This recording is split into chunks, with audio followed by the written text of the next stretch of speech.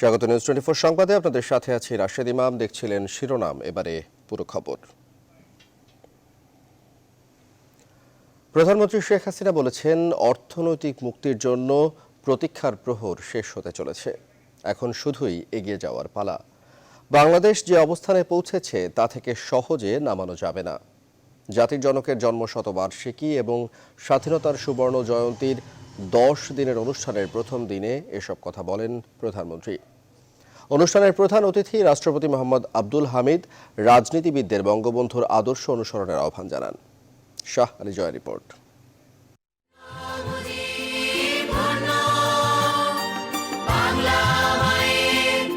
জাতীয় প্যারেড গ্রাউন্ডে বর্ণাঢ্য আয়োজনের মধ্য দিয়ে শুরু হয় 10 দিনের উৎসব। উৎসবের থিম মুজিব চিরন্তন।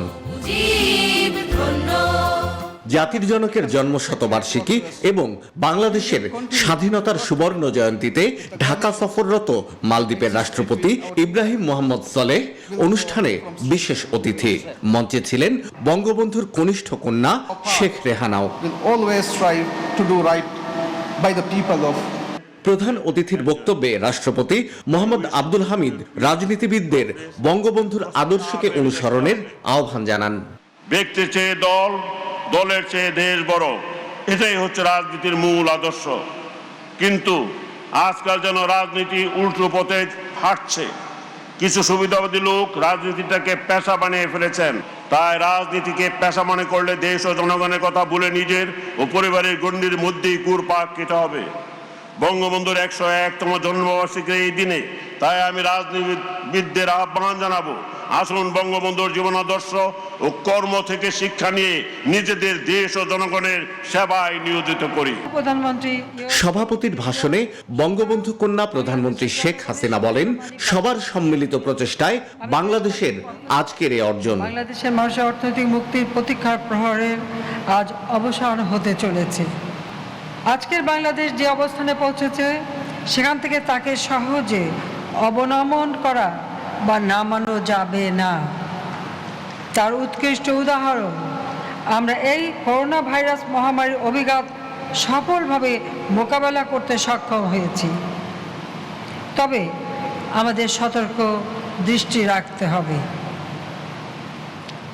বাংলাদেশ বিরোধী অপশক্তি এখনো দেশে বিদেশে সক্রিয় রয়েছে। আসুন আমরা ঐক্যবদ্ধভাবে সকল অপতৎপরতা প্রতিহত করে প্রিয় মাতৃভূমিকে সামনে এগিয়ে নিয়ে যাই। এখন শুধু আমাদের সামনে এগিয়ে যাওয়ার পালা, পিছনে ফিরে তাকানোর কোনো সুযোগ নেই। দুর্নিবার গতিতে অপ্রতিরোধ্য বাংলাদেশ বঙ্গবন্ধুর দেখানো পথেই এগিয়ে যাবে, এমন দৃঢ় ঘোষণার কথাও উঠে আসে বঙ্গবন্ধু কন্যার কণ্ঠে।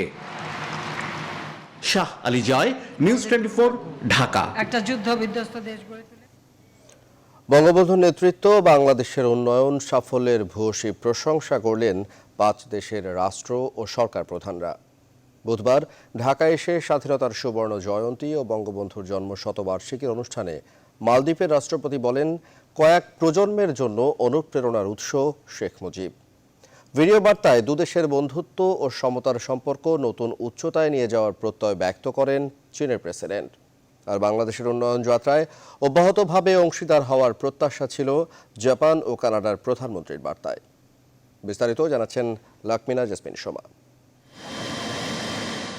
স্বাধীনতার সুবর্ণ জয়ন্তী ও বঙ্গবন্ধুর জন্মশতবার্ষিকীর অনুষ্ঠানে যোগ দিতে বুধবার সকালে স্ত্রী ফাজনা আহমেদকে সাথে নিয়ে ঢাকায় আসেন মালদ্বীপের রাষ্ট্রপতি ইব্রাহিম মোহাম্মদ সলিহ। সকাল 8:30টায় বিমানবন্দরে তাকে স্বাগত জানান রাষ্ট্রপতি মোহাম্মদ আব্দুল হামিদ। মহামারীর কারণে ফুল দিয়ে বরণ না করলেও 21 বার তোপধ্বনিতে স্বাগত জানানো হয় রাষ্ট্রীয় অতিথিকে। বিমানবন্দর থেকে সরাসরি সাভারে জাতীয় স্মৃতিসৌধে শহীদদের প্রতি শ্রদ্ধা নিবেদন করেন মালদ্বীপের প্রেসিডেন্ট। সেখান থেকে ধানমন্ডি 32 নম্বরে জাতির জনক বঙ্গবন্ধু শেখ মুজিবুর রহমানের প্রতিকৃতিতে শ্রদ্ধার্ঘ্য অর্পণ করেন মালদ্বীপের মহামানব রাষ্ট্রপতি। বিকেলে জাতীয় প্যারেড স্কয়ারে আয়োজিত মূল অনুষ্ঠানে বক্তব্য রাখেন মালদ্বীপের প্রেসিডেন্ট। শুধু বাংলাদেশের জন্য নয়, বঙ্গবন্ধু বিশ্ববাসীর জন্য আদর্শ। তিনি এমন একজন মহান নেতা যিনি প্রজন্মের পর প্রজন্মকে অনুপ্রাণিত করে যাবেন। বাংলাদেশ মালদ্বীপ সম্পর্ক অত্যন্ত দৃঢ়। আমরা শিক্ষা, স্বাস্থ্য ও অর্থনৈতিক উন্নয়নে একযোগে কাজ করে যাব। ভিডিও বার্তায় চীনের প্রেসিডেন্ট শি জিনপিং বলেন, বাংলাদেশ চীনের 46 বছরের কূটনৈতিক সম্পর্ক বন্ধুত্বের ও সমতার। শেখ মুজিব ছিলেন চীনা জনগণের পুরনো ও ভালো বন্ধু। তিনি 1952 ও 57 সালে চীন সফরে গিয়েছিলেন। আধুনিক চীনের জনক মাও সেতুং এবং ওই সময়ে চীনের অন্য নেতাদের সঙ্গে বন্ধুত্ব স্থাপন করেন বঙ্গবন্ধু। আজ উভয় দেশই উন্নয়নে জোর দিয়েছে। চীনের স্বপ্নের সঙ্গে সোনার বাংলার স্বপ্ন গভীরভাবে সম্পৃক্ত। মধ্যমায়ের দেশ হতে বাংলাদেশের জন্য জাপানের সহযোগিতা অব্যাহত থাকবে বলে বার্তা দেন জাপানের প্রধানমন্ত্রী। 50 বছর আগে বিশ্বের অল্প যে কটি দেশ প্রথম বাংলাদেশকে স্বীকৃতি দিয়েছিল, জাপান তাদের মধ্যে অন্যতম। বঙ্গবন্ধুই এশিয়ার জাপান ও বাংলাদেশ এই দুটি দেশের মধ্যে মৈত্রী স্থাপন প্রতিষ্ঠার প্রথম রূপকার। আমরা মুক্ত, স্বাধীন ইন্দো প্যাসিফিক অঞ্চল করতে বাংলাদেশের সাথে অব্যাহতভাবে কাজ করে যেতে চাই। 50 বছরে বাংলাদেশের উন্নতির ভূয়সী প্রশংসা করে ভিডিও বার্তা পাঠান কানাডার প্রধানমন্ত্রী জাস্টিন ট্রুডো। 1973 সালে বাবা যখন প্রধানমন্ত্রী ছিলেন তখন আমার বাংলাদেশ সফরে আসার সুযোগ হয়েছিল। আমার বাবা ও শেখ মুজিবুর রহমান তখনই একটি শক্তিশালী দ্বিপক্ষীয় সম্পর্ক গড়ে তোলেন। 50 বছরে এই দেশ বিভিন্ন ক্ষেত্রে ব্যাপক অগ্রসর হয়েছে। অনুষ্ঠানে অংশ নেন বিশ্বের বিভিন্ন দেশের প্রতিনিধিরাও। স্বাধীনতার সুবর্ণ জয়ন্তী এবং সেই স্বাধীন বাংলাদেশের স্থপতির জন্মশতবার্ষিকীতে শুরু হলো ঐতিহাসিক উদযাপন, যে উদযাপনে বিশ্ব নেতাদের অংশগ্রহণ শুধুমাত্র বিশ্বনন্দিত নেতা বঙ্গবন্ধুর প্রতি শ্রদ্ধা জ্ঞাপনই নয়, বিশ্বের বুকে বাংলাদেশের উজ্জ্বল ভাবমূর্তির প্রতিফলন। লাকমিনা জেসমিন সোমা, নিউজ 24, ঢাকা। মুজিব চিরন্তন প্রতিপাদ্যে শুরু হয়েছে জাতির পিতা বঙ্গবন্ধু শেখ মুজিবুর রহমানের জন্ম শতবার্ষিকী ও স্বাধীনতার সুবর্ণ জয়ন্তীর অনুষ্ঠানমালা। রাজধানীর প্যারেড স্কোয়ারে ভেঙেছ দুয়ার এসেছ জ্যোতির্ময় শীর্ষক থিমে শুরু হয় 10 দিনের কর্মসূচির উদ্বোধনী। অনুষ্ঠানের শেষ পর্বে ছিল বর্ণাঢ্য আয়োজন, যাতে নানাভাবে তুলে ধরা হয় বঙ্গবন্ধুকে। ছিল ফায়ার ও লেজার শো। বিস্তারিত জানাচ্ছেন সাজিয়া ইসলাম। হাঁটতে হাঁটতে হাত নাড়ছেন বঙ্গবন্ধু, তার হাসি মুখের পেছনে যেন নদীর ঢেউয়ের খেলা। এভাবেই সাজানো মুজিব চিরন্তন আয়োজনের মঞ্চ। বঙ্গবন্ধুর জন্মশতবার্ষিকী ও স্বাধীনতার সুবর্ণ জয়ন্তী উপলক্ষে জাতীয় প্যারেড স্কয়ারে 10 দিনের মুজিব চিরন্তন অনুষ্ঠান শুরু হয় শত শিশুর কণ্ঠে জাতীয় সঙ্গীত ও দেশত্ববোধক গান পরিবেশনের মধ্য দিয়ে। আমি ধন্য হয়েছি, আমি পূর্ণ হয়েছি, বঙ্গবন্ধুর বাংলাদেশে জন্ম নিয়েছি, আমি শেখ মুজিবের সোনার বাংলায় জন্ম নিয়েছি। প্রথম দিনের থিম ছিল ভেঙেছ দুয়ার এসেছ জ্যোতিময়। শত শিশু শিল্পীর সমবেত সঙ্গীত পরিবেশনার পরপরই পরিবেশিত হয় মুজিব বর্ষের থিম সঙের মিউজিক ভিডিও। সাংস্কৃতিক অনুষ্ঠানের দ্বিতীয় পর্বে অডিও ভিজুয়ালে তুলে ধরা হয় জাতির পিতার সংগ্রামী জীবনের নানা অধ্যায়। প্রচারিত হয় বিমান বাহিনীর ফ্লাইপাস্টের রেকর্ড করা ভিডিও। তোমার এই ডাকে ছুঁয়েছি আকাশ, তোমার এই স্বপ্ন পূরণে যাব মহাশূন্যে। পরবর্তীতে বাদ্যযন্ত্র সহকারে অর্কেস্ট্রা মিউজিকের সঙ্গে গান পরিবেশন করা হয়। ও আমার দেশের মাটি, তোমার পরে ঠেকাই মাথা। বঙ্গবন্ধুকে প্রতীকী চিঠি উৎসর্গ, মুজিব শতবর্ষের কার্যক্রম ফিরে দেখা শীর্ষক ভিডিও প্রদর্শিত হয়। শিলায় শপথ, ধামনীতে মুক্তির ডাক, আজন্ম বহমান। এছাড়া বঙ্গবন্ধুকে উৎসর্গ করে বন্ধুরাষ্ট্রের সাংস্কৃতিক পরিবেশনায় ভারতের প্রখ্যাত নৃত্যশিল্পী মমতা শঙ্করের নেতৃত্বে বিশেষ পরিবেশনা দেখানো হয়।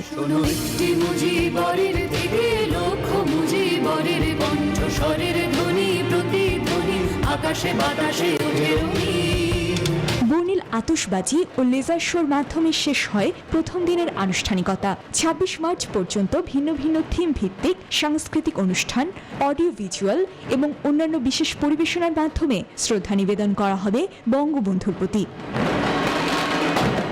সাজিয়া ইসলাম, নিউজ 24। বঙ্গবন্ধুর জন্মশতবার্ষিকী ও স্বাধীনতার সুবর্ণ জয়ন্তী উপলক্ষে বর্ণিল সাজে সাজানো হয়েছে রাজধানী ঢাকাকে। রাতের ঢাকার সেই চিত্র তুলে ধরতে আমাদের সাথে সরাসরি যুক্ত হচ্ছেন সহকর্মী মাসুদা লাবনী।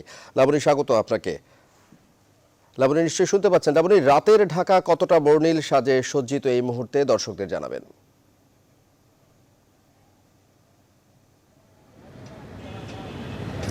রাশেদ, আমি কিন্তু রাজধানীর বিভিন্ন সড়কে ঘুরেছি এবং এখন বর্তমানে আমি বিমানবন্দরে আছি এবং যদি বলি যে ফ্লাইওভার থেকে উঠে যদি আমি আপনাকে ঢাকা শহরটা দেখাতে পারতাম তাহলে হয়তো আপনি বুঝতে পারতেন। এছাড়াও কিন্তু পুরো ঢাকা শহরকেই কিন্তু আলোকসজ্জায় সজ্জিত করা হয়েছে এবং আরেকটি বিষয় যেটি হলো যে যান্ত্রিক এই নগরী যদিও রাতের ঢাকাটা দিনের ঢাকা থেকে ভিন্ন, কিন্তু এই যে বঙ্গবন্ধু শেখ মুজিবুর রহমানের জন্মশতবার্ষিকী ও স্বাধীনতা সুবর্ণ জয়ন্তী উপলক্ষে 10 দিন ব্যাপী যে আয়োজন এবং সেই আয়োজন ঘিরে যে ঢাকা শহরকে সাজানো হয়েছে সেটা কিন্তু পুরো ঢাকা শহরকে সাজানো হয়েছে এবং প্রতিটি সড়কে কিন্তু আলোকসজ্জায় সজ্জিত করা হয়েছে।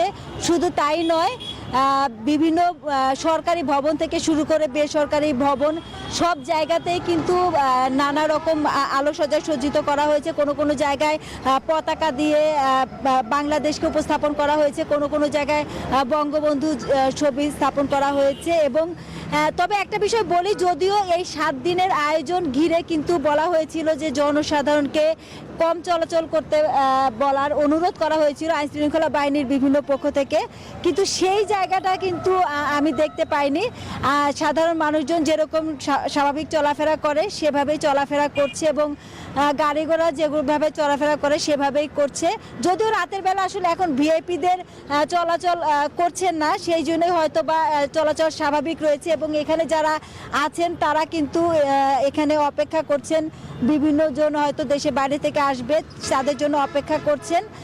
এছাড়াও কিন্তু বিভিন্ন জায়গায় ছিন্নমূল মানুষেরও সংখ্যাও কিন্তু সেই বরাবরের মতো যেরকম থাকে সেরকমই আমি দেখতে পাচ্ছি। রাশেদ, আপনাকে ধন্যবাদ সংযুক্ত হওয়ার জন্য। দর্শক, আমাদের সহকর্মী মাসুদা লাবনী জানাচ্ছিলেন রাতের ঢাকার যে বর্ণিল রূপ সেই রূপ সম্পর্কে।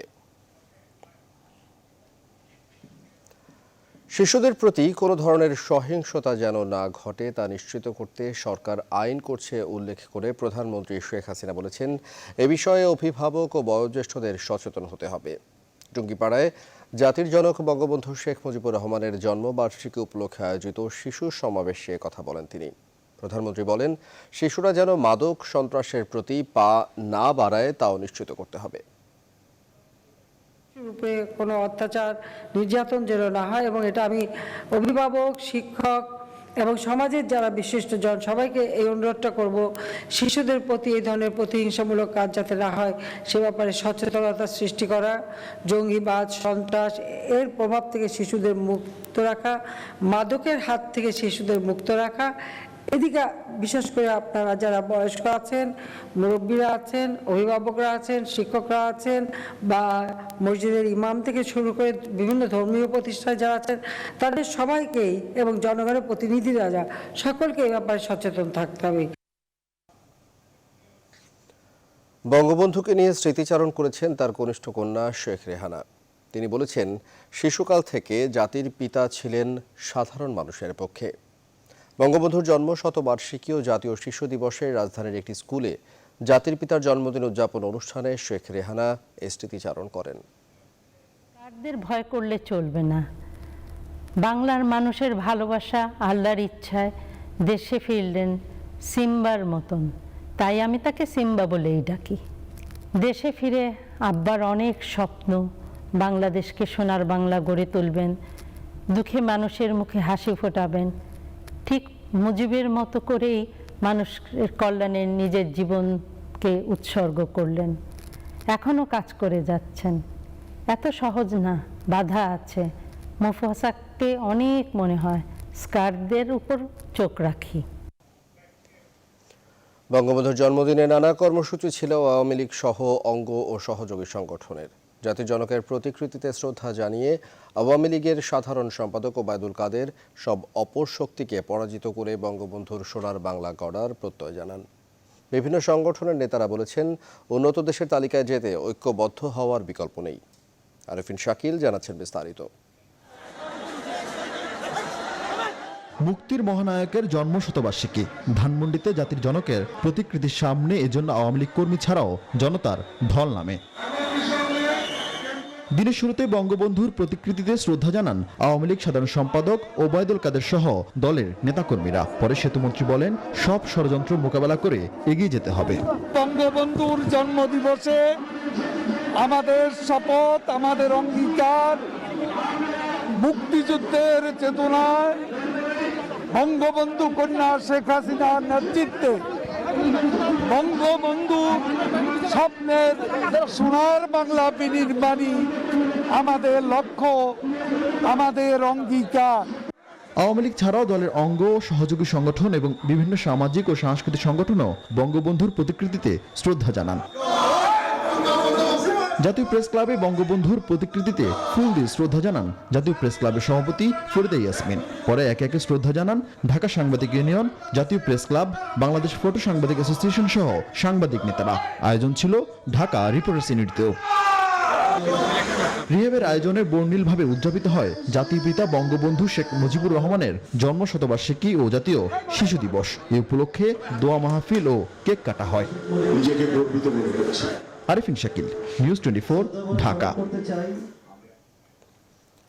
তারা হাসপাতালে এসেছিলেন করোনা মুক্ত হয়ে সুস্থ জীবন নিয়ে বাড়ি ফিরছেন নিথর হয়ে। পিপিইর বদলে তাদের শরীরে এখন কাফনের কাপড়। ঢাকা মেডিকেল কলেজ অগ্নিকাণ্ডের ঘটনায় রোগী স্থানান্তর করার সময় 3 জনের মৃত্যু হয়েছে। নিহতদের স্বজনদের অভিযোগ, অগ্নিকাণ্ডের সময় ধোঁয়ায় শ্বাসরোধ হয়ে মারা গেছেন তারা। দ্রুত স্থানান্তর হলে প্রাণহানি ঘটত না। এই অভিযোগ খতিয়ে দেখার আশ্বাস দেন হাসপাতাল কর্তৃপক্ষ। নাইম আল জিকর প্রতিবেদন। ৬৬ বছর বয়সী কাজী গোলাম মুস্তফা 6 দিন আগে করোনা ভাইরাসে আক্রান্ত হওয়া সহ শারীরিক নানা জটিলতা নিয়ে ভর্তি হন ঢাকা মেডিকেলের করোনা রোগীদের জন্য বরাদ্দ এই আইসিইউতে। তবে আগুনের এই ঘটনায় স্ত্রী ও 4 সন্তানকে রেখে শেষ বিদায় নিতে হয়েছে তাকে।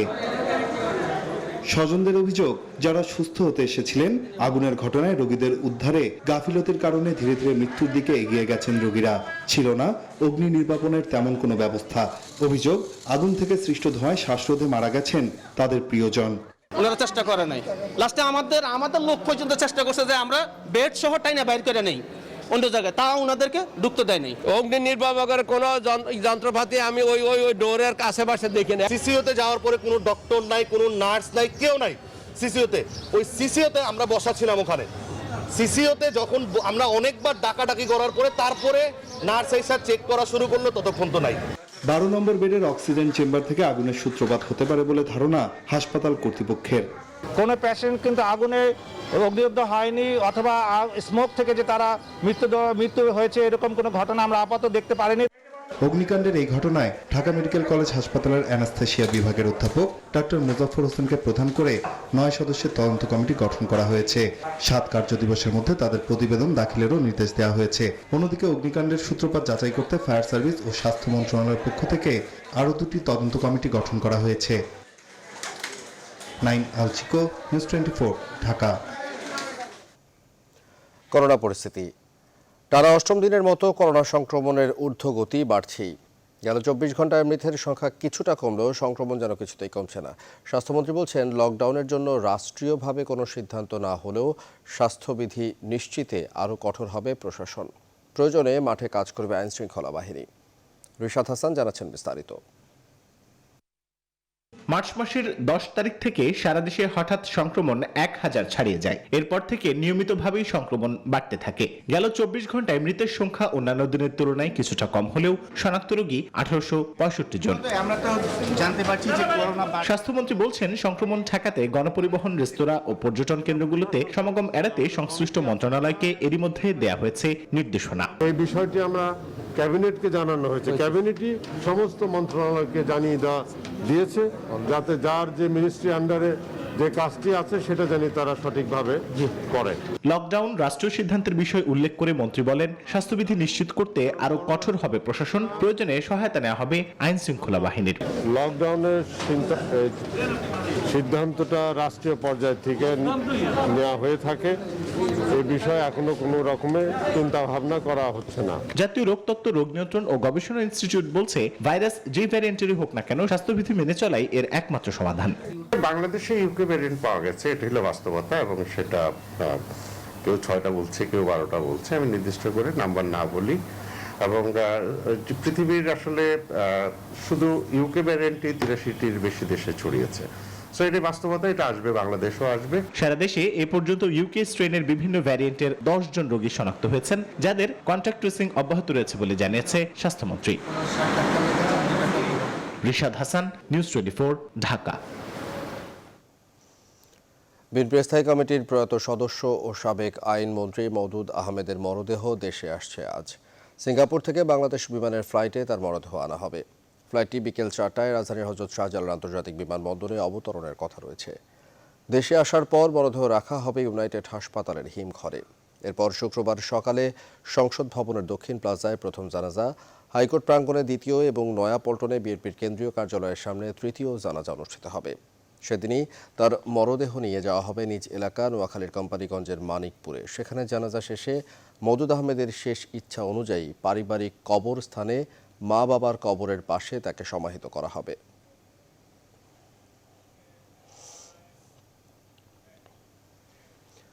ব্যারিস্টার মওদুদ আহমেদের মৃত্যুতে আজ সারা দেশে শোক দিবস পালন করবে বিএনপি। দলের সাবেক মহাসচিব খন্দকার দেলোয়ার হোসেনের 10ম মৃত্যুবার্ষিকী উপলক্ষে নয়াপল্টনে অনুষ্ঠিত আলোচনা সভা ও দোয়া মাহফিলে কথা জানান দলের সিনিয়র যুগ্ম মহাসচিব রুহুল কবির রিজভী। বলেন, রাজনৈতিক কর্মসূচি পালন নিষিদ্ধ করে সরকার প্রমাণ করেছে স্বাধীনতার চেতনায় তারা বিশ্বাসী নয়।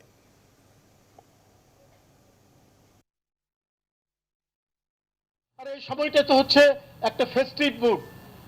এই গোটা সময়টাই কেউ কি বলে যে র্যালি করবে, কেউ আলোচনা সভা করবে, কেউ নানা ধরনের কর্মকাণ্ডের মধ্যে থাকবে, কিন্তু সরকার বন্ধ করে দিলেন। এরা যে চেতনার কথা বলে, এই চেতনার সাথে তো স্বাধীনতার কোনো সম্পর্ক নেই বলেই তো এরা এই ধরনের পদক্ষেপগুলো নিতে পারে। আজ থেকে 26 তারিখ পর্যন্ত সমস্ত সভা সমাবেশ বন্ধ করে দিল।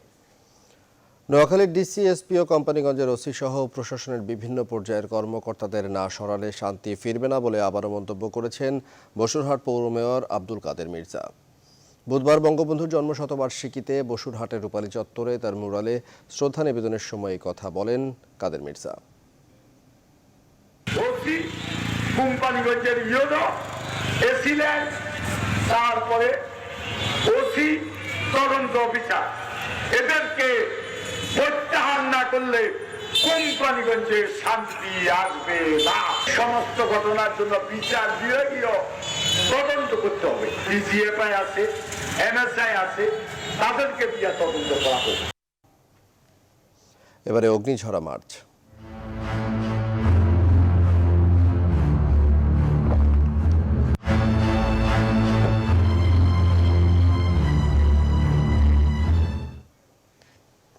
মুক্তিযুদ্ধে এক একজনের অস্ত্র ছিল এক এক রকম।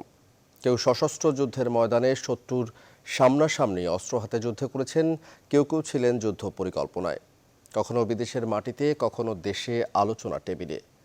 অস্ত্রের যুদ্ধ, মনস্তাত্ত্বিক যুদ্ধ আর নানা রকম কূটনৈতিক তৎপরতার মধ্য দিয়ে 9 মাসের যুদ্ধ চলেছে। সেই যুদ্ধের অন্যতম সংগঠক ব্যারিস্টার আমিরুল ইসলাম।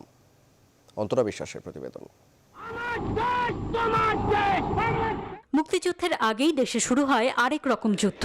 দেশের কোন জেলায়, কোন মহকুমায় আন্দোলনকারীরা কি কি করবেন সেই সিদ্ধান্ত দিতেন বঙ্গবন্ধু। আর সেই সব সিদ্ধান্ত নেবার আগে সকল তথ্য একত্রিত করতেন তাজউদ্দিন আহমেদ, ডক্টর কামাল হোসেন আর ব্যারিস্টার আমিরুল ইসলাম। তারাই আবার বঙ্গবন্ধুর নির্দেশ সারা দেশে ছড়িয়ে দিতেন, কখনো সরাসরি, কখনো বা টেলিফোনে।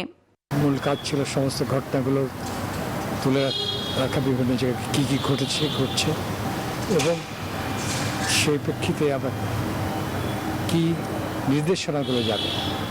অত সরকার চালাচ্ছিলেন বঙ্গবন্ধু, অত তার কথাতেই কীভাবে চলবে না চলবে, কখন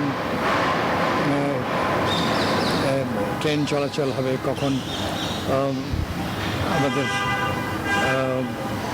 টেলিকমিউনিকেশনস আমরা বিচ্ছিন্ন করে দেবো।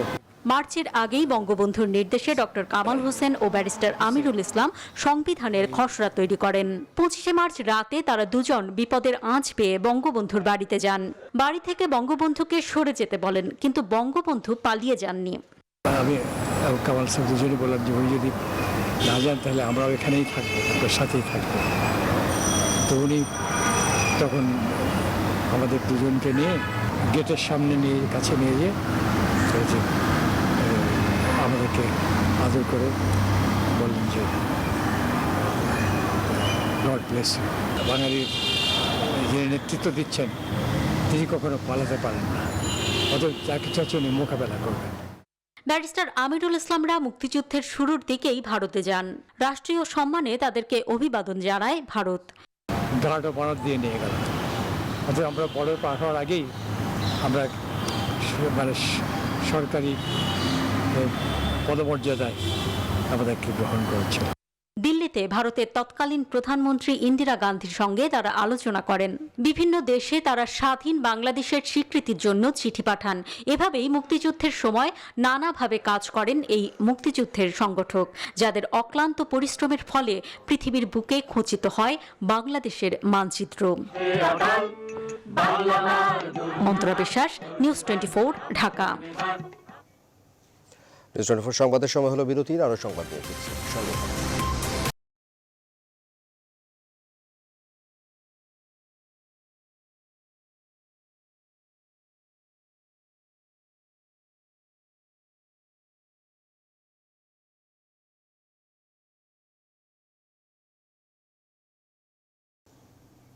বিরতির পর আবারও স্বাগত, দেখছেন নিউজ 24 সংবাদ।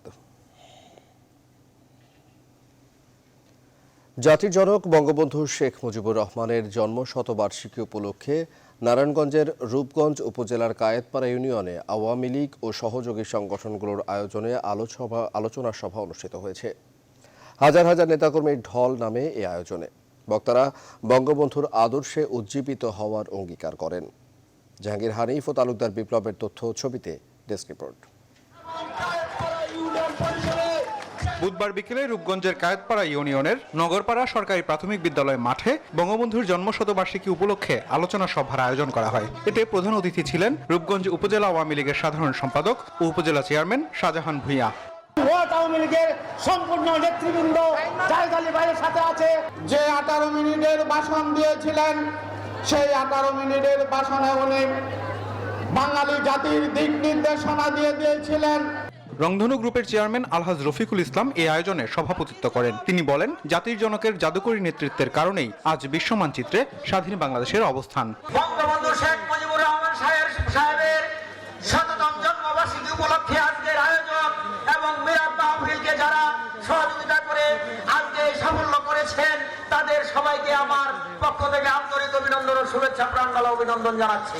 আলোচনা সভায় আরো বক্তব্য রাখেন দাউদপুর ইউনিয়নের চেয়ারম্যান নুরুল ইসলাম জাহাঙ্গীর, রূপগঞ্জ ইউনিয়ন পরিষদের চেয়ারম্যান সালাউদ্দিন ভূঁইয়া, একই ইউনিয়নের সাবেক চেয়ারম্যান আবু হোসেন ভূঁইয়া রানু সহ উপজেলা ও জেলা আওয়ামী লীগ, ছাত্রলীগ, যুবলীগ ও অন্যান্য সংগঠনের নেতাকর্মীরা।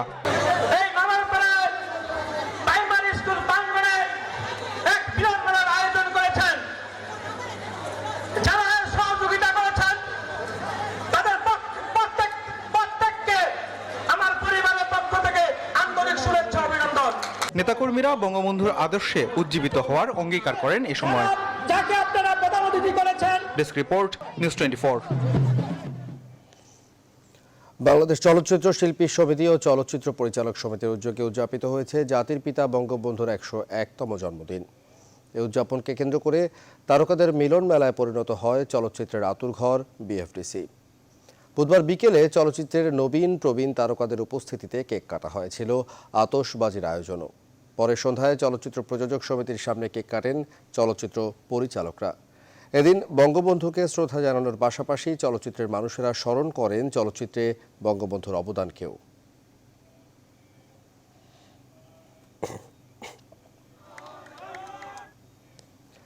আজ থেকে শুরু হচ্ছে অমর একুশে গ্রন্থমেলা, যেখানে মাস্ক পরে পরিপূর্ণভাবে স্বাস্থ্যবিধি মেনে প্রাণের মেলা চালিয়ে নেয়ার প্রত্যাশা করছেন আয়োজকরা। বঙ্গবন্ধুর শতবর্ষ পূর্তি এবং স্বাধীনতার সুবর্ণ জয়ন্তী উপলক্ষে হে স্বাধীনতার শিরোনামে এবারের বইমেলা উৎসর্গ করা হচ্ছে জাতির পিতাকে। আয়োজকরা জানান, কোভিড পরিস্থিতি নিয়ন্ত্রণে থাকলে 14 এপ্রিল পর্যন্তই চলবে গ্রন্থমেলা, নইলে আসতে পারে স্থগিতের ঘোষণাও। সুকন্যা আমির জানাচ্ছেন বিস্তারিত। অপেক্ষার প্রহর শেষ করে বাংলা একাডেমি আর সোহরাওয়ার্দী উদ্যান জুড়ে আজ থেকে শুরু হচ্ছে অমর 21শে গ্রন্থমেলা। বিকাল 3টায় ভার্চুয়ালি যুক্ত হয়ে মেলার 37তম আসরের উদ্বোধন করবেন প্রধানমন্ত্রী শেখ হাসিনা। এবারে মেলায় বেড়েছে পরিধি। 540টি প্রতিষ্ঠানকে বরাদ্দ দেওয়া হয়েছে 834টি ইউনিট। এছাড়াও থাকছে 33টি প্যাভিলিয়ন, লিটল ম্যাগাজিন চত্বর, শিশু চত্বর, লেখক বলছি মঞ্চ সহ অন্যান্য। এবারের মেলার মূল থিম জাতির পিতা বঙ্গবন্ধু শেখ মুজিবুর রহমানের জন্মশতবর্ষ ও স্বাধীনতার সুবর্ণ জয়ন্তী। 17ই মার্চ স্টল ও প্যাভিলিয়ন নির্মাণের কাজ শেষ হবার কথা থাকলেও সময় স্বল্পতার কারণে তা সম্পন্ন করতে পারেননি অনেকেই। ফলে শেষ মুহূর্তেও চলছে টুকটাক নির্মাণ কাজ। সবকিছু ঠিকঠাক থাকলে বইমেলা চলবে 14ই এপ্রিল পর্যন্ত। সময়টা ভিন্ন হলেও 21শে গ্রন্থমেলার আবেগটা কিন্তু অভিন্ন। রঙিন মলাট, সাদা কালো অক্ষরে জড়ানো এই আবেগটাকে এবার ছুঁতে হলে পড়তে হবে মাস্ক, মানতে হবে স্বাস্থ্যবিধি, তবেই নিশ্চিত হবে মেলার প্রবেশের পথ, এমনটাই জানান আয়োজকরা। সুকন্যা আমির, নিউজ 24, ঢাকা। চট্টগ্রামের আগ্রাবাদে কিশোর গ্যাংয়ের 2 গ্রুপের সংঘর্ষে একজন নিহত হয়েছে। বুধবার দুপুরে এই ঘটনা ঘটে। পুলিশ জানায়, মোহাম্মদ হাশিম নামের নিহত ওই ব্যক্তি নগরের হালি শহরের বাসিন্দা। কিশোর গ্যাংটি মুজিব বর্ষে র্যালির জন্য বেশ কিছু মোটরসাইকেল জোগাড় করে। সেগুলো নিয়ে হালি শহর থেকে আগ্রাবাদের জাম্বুরি মাঠের কাছে পৌঁছালে পার্কিং নিয়ে 2 গ্রুপের কথা কাটাকাটি হয়। পরে তার সংঘর্ষের রূপ নেয়। এ সময় ছুরিকাঘাতে আহত হন হাশিম নামে একজন। পরে হাসপাতালে নেওয়ার পথে মারা যান তিনি। এই ঘটনায় আহত হয়েছে আরও 2 জন। 24 জনকে আটক করেছে পুলিশ।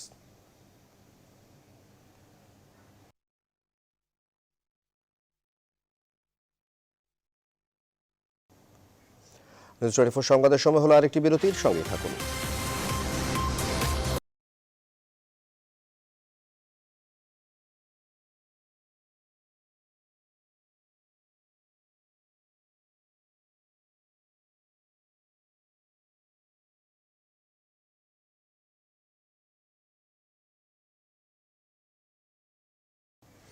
বিরতির পর আবারও স্বাগত, দেখছেন নিউজ 24 সংবাদ। যৌথ নদী কমিশন কাঠামোর আওতায় ভারত বাংলাদেশের পানি সম্পদ সচিব পর্যায়ের বৈঠকে নয়াদিল্লিতে অনুষ্ঠিত হয়েছে। ভারতীয় প্রতিনিধি দলের নেতৃত্ব দেন পানি সম্পদ সচিব পঙ্কজ কুমার, আর বাংলাদেশের প্রতিনিধি দলের নেতৃত্ব দেন পানি সম্পদ মন্ত্রণালয়ের সিনিয়র সচিব কবির বিন আনোয়ার। ভারত ও বাংলাদেশের মধ্য দিয়ে প্রবাহিত 54টি অভিন্ন নদী 2 দেশের মানুষের জীবন ও জীবিকার উপর সরাসরি প্রভাব ফেলে। উভয় পক্ষই এ বিষয়ে ভারত ও বাংলাদেশের মধ্যে বিদ্যমান ঘনিষ্ঠ সহযোগিতার প্রশংসা করে এবং আলোচনা ফলপ্রসূ হয়।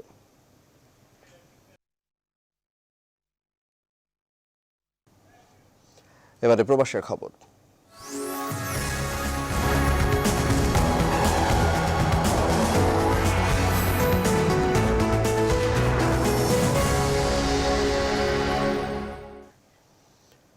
বঙ্গবন্ধু শেখ মুজিবুর রহমানের জন্মশতবার্ষিকী ও জাতীয় শিশু দিবস 2021 উপলক্ষে বিশ্বের বিভিন্ন দেশে প্রবাসী বাংলাদেশের আয়োজন করেন নানা অনুষ্ঠান। প্রবাসীদের পাঠানো তথ্য ও চিত্র নিয়ে দেখুন একটি ডেস্ক রিপোর্ট। জাতির জনক বঙ্গবন্ধু শেখ মুজিবুর রহমানের জন্মশতবার্ষিকী ও জাতীয় শিশু দিবস 2021 উপলক্ষে আলোচনা সভার আয়োজন করেছে কুয়েতে বাংলাদেশ দূতাবাস। জাতীয় পতাকা অর্ধনমিত ও বঙ্গবন্ধুর প্রতিকৃতিতে শ্রদ্ধা নিবেদনের পর কেক কাটা ও পবিত্র কোরআন তেলাওয়াতের মধ্য দিয়ে দিনের কর্মসূচি শুরু হয়। রাষ্ট্রদূত মেজর জেনারেল মোহাম্মদ আশিকুজ্জামানের সভাপতিত্বে অনুষ্ঠানে 15 আগস্ট শহীদদের রুহের মাগফিরাত কামনায় দোয়া ও মোনাজাত করা হয়। লেবাননে বাংলাদেশ দূতাবাসে কেক কেটে বঙ্গবন্ধু জন্মবার্ষিকী উদযাপন করা হয়েছে। দূতাবাসের প্রথম সচিব আব্দুল্লাহ আল মামুনের সঞ্চালনায় দিবসটি উপলক্ষে আয়োজিত আলোচনা সভায় সভাপতিত্ব করেন দূতাবাসের রাষ্ট্রদূত মেজর জেনারেল জাহাঙ্গীর আল মুস্তাহিদুর রহমান পিএসসি। এছাড়া অনুষ্ঠান সূচির মধ্যে ছিল জাতীয় পতাকা উত্তোলন, বঙ্গবন্ধুর জীবন ও কর্মের উপর প্রামাণ্যচিত্র প্রদর্শনী ও বাণী পাঠ। মালয়েশিয়ায় বাংলাদেশ হাই কমিশনের উদ্যোগে বঙ্গবন্ধু জন্মদিন ও জাতীয় শিশু দিবস পালন করা হয়েছে। জন্মদিনের কেক কাটেন মালয়েশিয়ায় নিযুক্ত বাংলাদেশের রাষ্ট্রদূত মোহাম্মদ গোলাম সারওয়ার।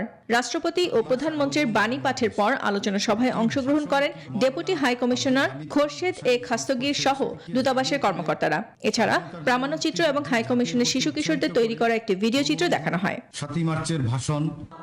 স্পেনে বাংলাদেশ দূতাবাসের উদ্যোগে বঙ্গবন্ধু জন্মশতবার্ষিকী ও জাতীয় শিশু দিবস উদযাপন করা হয়েছে। বুধবার দূতাবাসের কাউন্সিলর ও charge d' affaires ATM Abdur Rauf Mondal দূতাবাসের সকল কর্মকর্তা কর্মচারী উপস্থিতিতে জাতীয় পতাকা উত্তোলনের মাধ্যমে দিবসের কর্মসূচি শুরু করেন। Desk report, news 24। যুক্তরাজ্যে বাংলাদেশের স্বাধীনতার 50তম প্রতিষ্ঠাবার্ষিকী উদযাপন করছে টাওয়ার হ্যামলেটস কাউন্সিল। এই আয়োজনের সহযোগী থাকছে যুক্তরাজ্যস্থ বাংলাদেশ হাই কমিশন। 50,000 পাউন্ড বাজেটের এই আয়োজনে আগামী 26 মার্চ থেকে শুরু হয়ে চলবে 16 ডিসেম্বর পর্যন্ত। মঙ্গলবার বিকেলে ভার্চুয়াল সংবাদ সম্মেলনে আয়োজন সম্পর্কে বিস্তারিত তুলে ধরেন কাউন্সিলের নির্বাহী মেয়র জন বিগস। অতিথি হিসেবে অংশ নেন যুক্তরাজ্যস্থ বাংলাদেশের হাই কমিশনার সাইদা মুনা তাসনিম।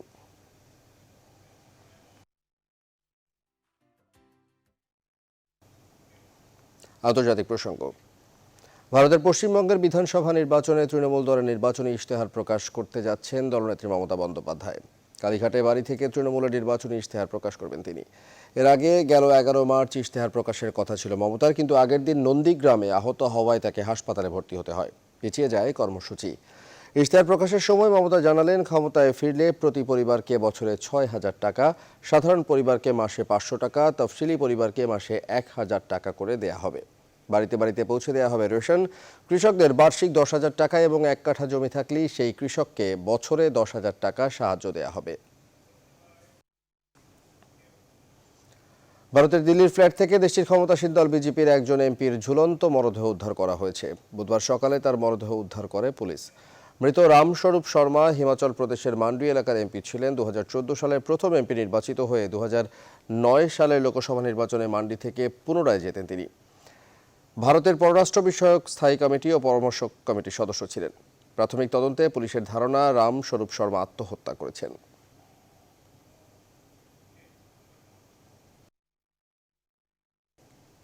এবারে খেলার খবর। জাতির জনক বঙ্গবন্ধু শেখ মুজিবুর রহমানের জন্ম শতবার্ষিকী উপলক্ষে বছর জুড়ে সব ঘরোয়া এবং আন্তর্জাতিক টুর্নামেন্ট জাতির পিতার নামেই হবে বলে জানিয়েছেন বিসিবি সভাপতি নাজমুল হাসান পাপন। পাশাপাশি করোনা নিয়েও আরও সচেতন হওয়ার আহ্বান জানান তিনি। এদিকে জাতীয় দলের অগ্রগতি এবং সামনের প্রস্তুতি নিয়েও কথা বলেন বিসিবি সভাপতি। আমাদের প্ল্যানটা সেটাই, যতগুলো টুর্নামেন্ট হবে, ডোমেস্টিক হোক ইন্টারন্যাশনাল, যেখানেই সম্ভব আমরা প্রত্যেকটা বঙ্গবন্ধু নামেই করতে যাচ্ছি। 3 থেকে 2.5% নেমে আসতে পেরেছি। বাংলাদেশের মতো দেশে এত ঘন বসতিপূর্ণ একটা দেশ আমরা আবার পারবো। সো যদি আমরা ওডিআইটাকে ধরি, যেটা নাকি আমরা সবচেয়ে বেশি খেলেছি, সেটাতে আমরা একটা ভালো অবস্থানে এসেছি। এর চেয়ে এটা সবচেয়ে বড় কথা হচ্ছে যে ওয়েস্ট ইন্ডিজ এবং শ্রীলঙ্কা 2 ওয়ার্ল্ড চ্যাম্পিয়নের উপরে এখনো আমরা আছি। এত অনেক বছর ধরে আমরা ওদেরকে টপকে উপরে উঠেছি র্যাঙ্কিংয়ে।